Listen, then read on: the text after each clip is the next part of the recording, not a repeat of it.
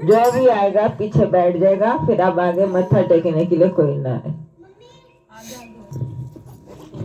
वंदो चरण सरोज गुरु, मुद मंगल आगाए। जैसे वत नरी होते हैं, भव सागर से पार। गुरु जी के सिमरन मानिए, मैं हूँ शरणागत तुम्हारी, दास अपना कीजिए। मैं हूँ अगनहारी दाता, चरणों में रख लीजिए। बोल जयकारा, बोल मेरे श्री गुरु महाराज की जय। बोल सांचे दरबार की जय।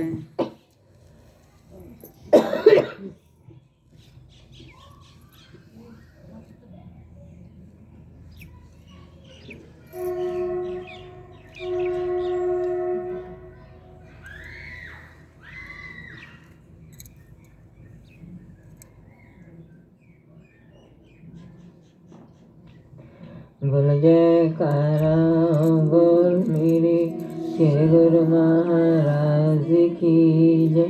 बोल सांचे दरबार की। गुरुमुखो, महापुरुषों के वचन है, साध संग में चांदना, सकल अंधेरों और सहजो दुर्लभ पाइए, सत्संगत मीठो।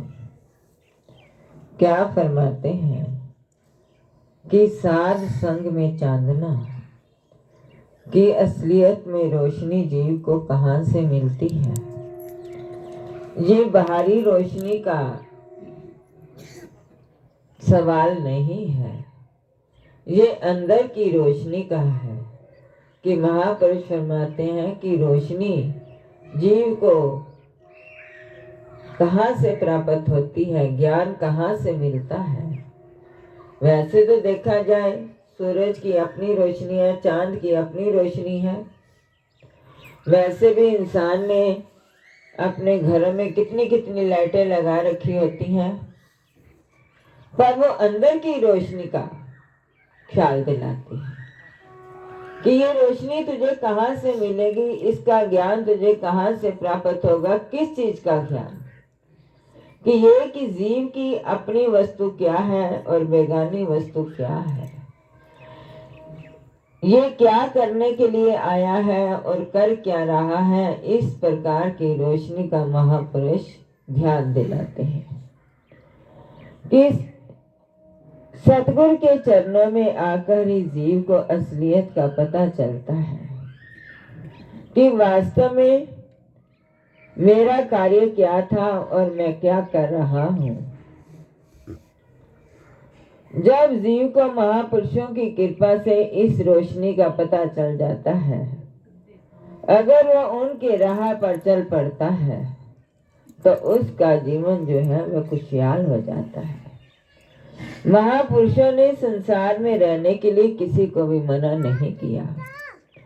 उन्होंने जीवों को संसार में रहने का एक ढंग बताया है कि किस तरह रहने। तो हर इंसान ही दुखी है, क्योंकि इंसान के अंदर लोभ है कि उसकी सुंदर गाड़ी है तो मेरे पास भी सुंदर गाड़ी होनी चाहिए। उसकी कोठी, उसका महल इतना सुंदर है तो मेरे पास भी ये होना चाहिए। तो महापुरुष फरमाते हैं, भाई इन चीजों को जरूरत के लिए तो परमात्मा ने हर जीव को दी है वस्तु, पेट भरने के लिए खाना भी दिया है, उन्होंने बरतने के लिए तो हर चीज दी है, पर उन्होंने ये नहीं कहा कि तू पेटियां भर के रख दे, तिजोरियां भर ले। इकट्ठा करने के लिए मना किया है, बरतने के लिए मना नहीं किया, खाने के लिए मना नहीं किया, पहनने के लिए मना नहीं किया। सब कुछ कर, क्योंकि जीव को इस शरीर की हिफाजत के लिए 3 चीजें चाहिए। क्या चाहिए? रोटी, कपड़ा और मकान। और ये तीनों चीजें परमात्मा ने हर जीव को उसकी प्रारब्ध के अनुसार दिया है। अगर इसके ज्यादा वो लालच करता है और उस परम पिता परमात्मा को भूल जाता है तो वह दुखी और परेशान हो जाता है। एक छोटा सा दृष्टांत, किसी गांव के बाहर पेड़ के नीचे श्री गुरु नानक देव जी महाराज और भाई मर्दाना जी विराजमान थे। तो गुरु मर्दाना जी ने रबाब छेड़ी और सच्चे पातशाह महाराज जी कीर्तन करने लगे। तो एक भक्तानी जिसका नाम इतिहास में आया काकोबाई, सवेरे सवेरे वो घर से निकली तो इतनी सुंदर रसीला सत्संग हो रहा था, क्यों जहां मालिक स्वयं विराजमान होकर सत्संग करें तो उसका आनंद और राशि कुछ और होता है। सारा गांव सोया पड़ा है, क्योंकि ये दौलत प्रभु के प्यारों हर एक को प्राप्त नहीं होती। अगर जीव सत्संग में आ भी जाता है तो कईयों का मन ही नहीं लगता, वो आकर भी इधर उधर झांकते रहते हैं, क्योंकि ये रस, ये आनंद विरली विरली रूहों को ही प्राप्त होता है, जिस पर सद्गुरु स्वयं कृपा कर देते हैं। चाहता तो हर कोई है, हर कोई चाहेगा कि मुझे खुशी मिले, मुझे आनंद मिले, मुझे सुख मिले। कोई ये तो नहीं चाहता मुझे दुख मिले या मेरे जीवन की परेशानियां आ जाएं, मैं हर टाइम दुखी रहूं, ये कोई भी नहीं चाहता। तो प्रभु के प्यारों जब वो आई तो इतना रसीला सत्संग जिसके अंदर उसको बहुत आनंद आया, और वो आकर वहां बैठ गई, और बैठी जैसे उसकी समाधि लग गई। जब उसकी समाधि लग गई, दोपहर को उसका ध्यान टूटा, क्योंकि वो ऐसा रस था, ऐसा आनंद था कि उसका बयान नहीं होता। ये तो जिसको मिलता वही अनुभव कर सकता है प्रभु के प्यार। ना तो ये किताबों में वर्णन हो सकता है, ना ये कथनी द्वारा वर्णन हो सकता है।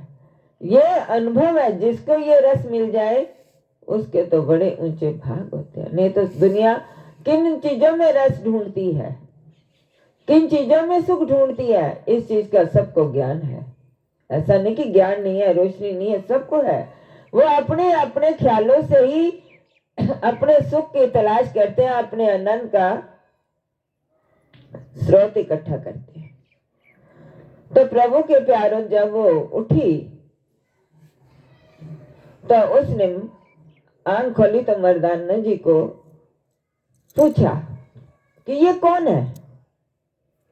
कहते ये नानक है। कहते कौन नानक? उसने कहा निरंकारी नानक है, क्योंकि 3 दिन से वो वहां बैठे हुए थे। कहते भी आप मेरे घर चलो, तो वहां आप जल पान ग्रहण करो। तो भाई मर्दाना जी ने कहा कि मेरे पीर का हुक्म है कि हमने इस गांव के अंदर नहीं जाना, इसीलिए कहते वो नहीं जाते कि जमींदार की वो औरत थी। तो वो घर गई, किस चीज की कमी तो थी नहीं, दूध का लोटा भर लाई, आकर बेनती करती है गुरु नानक देव महाराज जी आप ये दूध पियो। गुरु महाराज जी तो अपनी आंखें बंद के मस्ती में मस्त है। वैसे तो उनसे कुछ नहीं छिपा होता किसी जीव का भी, संतों से, भगवान से कोई जवाब नहीं मिला। फिर दोबारा कहती है महाराज जी ये दूध पी लो। जब तीसरी बार कहा तो श्री गुरु महाराज जी ने अपने नेत्र खोले। तो कहती है महाराज जी ये दूध पी लो। तो उन्होंने क्या जवाब दिया? नहीं, हमें भूख नहीं है, ये तू पी ले। तुझे भूख है ना, तू पी ले, मेरे को हमें भूख नहीं है। फिर अरदास कहते हैं नहीं सच्चे पातशाह ये आप ग्रहण करो। कहते नहीं भाई तुझे भूख है, हमें भूख नहीं है, हमें नहीं पीना। जब बार बार आग्रह किया उन्होंने, तो उन्होंने वचन किया कि तेरे को भूख है ना, तू ये चाहती है कि मेरे पास धन भी ज्यादा हो जाए, जानवर भी ज्यादा हो,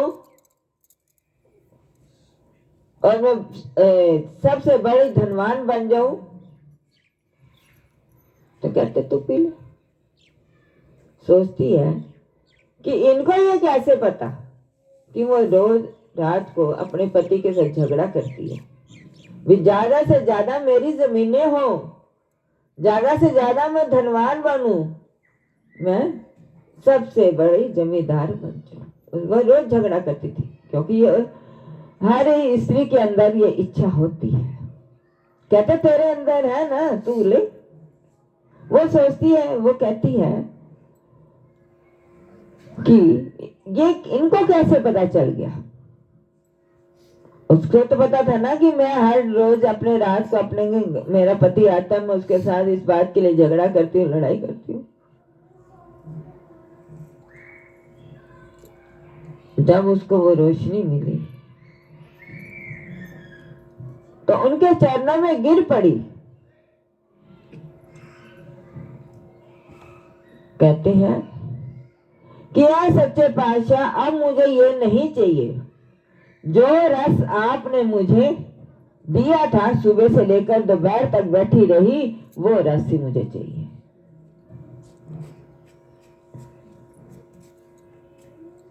तो जब उसकी बेनती परवान हुई तो श्री गुरु महाराज ने एक बार ही उसको नाम जपवाया, बोल भाई वाहे गुरु। जब उसने वाहे गुरु शब्द का उच्चारण किया तो कहते हैं पैर की उंगली से लेकर सिर की चोटी तक उसकी जवाने लगी, उसको अंदर से शब्द चल पड़ा उसका। क्या हम लोगों का चलता है शब्द? हमारा इस तरफ ध्यान ही नहीं होता तो चलेगा कहाँ से? क्योंकि हमारी जो सूरत है, जो हमारे दिनचर्या है, वो सारा दिन संसार के धंधों में ही लगा पड़ा। इस तरफ तो हमारा ध्यान ही नहीं है। हम अपने गुरुदेव के वचनों को कितनी श्रद्धा से पालना करते हैं। हर इंसान अपने अंदर झांक सकता है, ये कहने और सुनने का वो नहीं है। तो इसीलिए कहा कि जो रोशनी मिलती है संतों महापुरुषों के चरणों में आके मिलती है। तभी उन्होंने कहा कि संसार में रहना मना नहीं है, पेटियां नहीं भरनी, इकट्ठा नहीं करना, रहने के लिए सब कुछ चाहिए। जो परमात्मा दे रहा है उस पर सब्र संतोष रखकर अपने नाम में लिव लगा और असली रस का आनंद ले। क्योंकि ये चीजें जो मिली है ना हम साथ लाए हैं ना हम साथ ले जाएंगे। यहाँ के लिए हर बच्चे की प्रारब्ध साथ है। हर माँ बाप को चिंता होती है कि हाय मेरी बेटी का कैसे होगा, मेरे बेटे का क्या बनेगा। वो चिंताओं में रहते हैं, क्योंकि मिलना सबको अपनी प्रारब्ध। तभी तो कहते हैं ना, हर जीव अपने कर्म का खटिया खांदा है। माँ बाप चाहते हैं कि मेरा बेटा अमीर बन जाए, पर उसकी तकदीर में अमीरी है ही नहीं, तो वो अमीर कैसे बनेगा? तू तो बना ही नहीं सकता किसी को। अगर कोई चाहता है कि मेरी बेटी लाखों में खेले, करोड़ों में खेले, मिलेगा तो भाई जो उसकी प्रारब्ध। तो वो प्रारब्ध हर जीव जो अपनी साथ लेकर आया है और साथ ही लेकर जाता है। तो महापुरुष फरमाते हैं इसकी चिंता मत कर। चिंता करनी है तो उसकी चिंता कर जिस कार्य को करने के लिए तू इस संसार में आया है। वो कार्य क्या है? प्रभु के प्यारों, मालिक की भक्ति। तो महापुरुष संसार में रहते हुए जीव को भक्ति का रास्ता दिखाते हैं, सुख वाला रास्ता दिखाते हैं, ताकि जो तेरा संसार का पाठ है, जो तूने अदा करना है, जो तेरा जीवन है, जो तेरी गृहस्थ का तेरा पालना है, वो इसके प्रताप से सही ढंग से चल पड़े। तेरे को कोई कष्ट ना हो, तेरे को कोई तकलीफ ना हो। नहीं तो हर इंसान, जितने भी यहाँ गुरुमुख बैठे हैं, प्रेमी बैठे हैं, हर कोई दुखी होगा। ये अपने अपने सबको पता होगा। कोई किसी कारण से दुखी होगा, कोई किसी कारण, कोई शरीर करके कहते हैं ना, कोई तो तन मन दुखी, कोई चित्त उदास, एक एक दुखन सबको सुखी संत का दास। हाँ, संत का दास वो जिसने संतों की आज्ञा मान ली और अपनी सूरत को मालिक के चरणों से लगा लिया और हाथ पैर शरीर से काम दुनिया के कर रहा है। अब कई हुए, कबीर दास जी भी तो इसी संसार में हुए, पलटू दास जी भी इसी संसार में हुए, धनी धर्मदास जी भी इसी संसार में हुए। ये सब गृहस्थी संत थे।